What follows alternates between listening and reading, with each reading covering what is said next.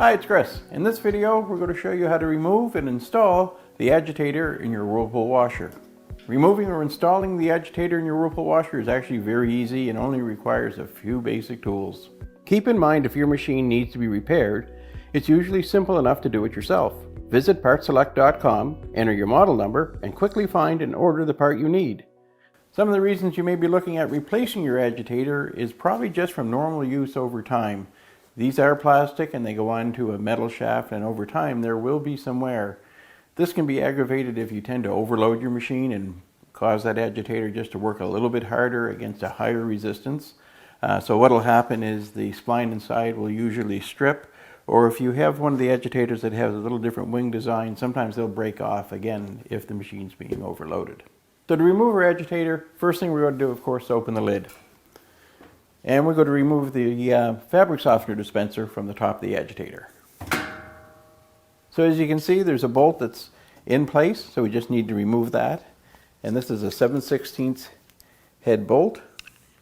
So we're just going to bring in our socket, an extension and ratchet wrench, and loosen that off. And it's just normal thread, it's not left-handed.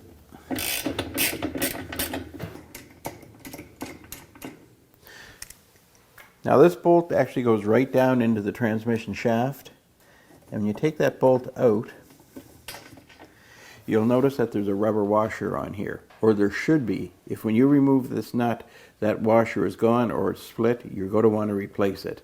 It's only a small rubber washer, but it serves a very important purpose. This is actually going to be sealing air from what's underneath the agitator. So when your washer fills with water, it's actually pushing air up inside this chamber, and this seal traps that air in there. And the purpose of the air is to keep water from being around the seal of the transmission shaft. So if this washer fails, water then starts to come up into this area. It's sitting on top of that transmission seal, and if that seal is worn a bit, water starts to go into your transmission, and then you've got an expensive repair. So take a few minutes and check and make sure that that seal is in good condition, it's not tore, or chunks missing out of it or anything. So with the bolt removed, all we need to do is reach in, take a hold of that agitator, and lift it straight up and out. And just remove it from the washer. Now if your agitator has never been off your machine and it's 10, 12 years old, you may find it really difficult to get that off. In some cases you just wind up having to run some hot water over it, allow that plastic to soften and swell a little bit, and it should lift up off of that shaft.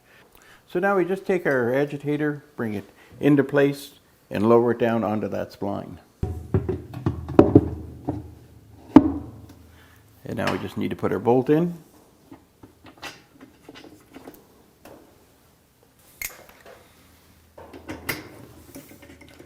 Thread it down into position.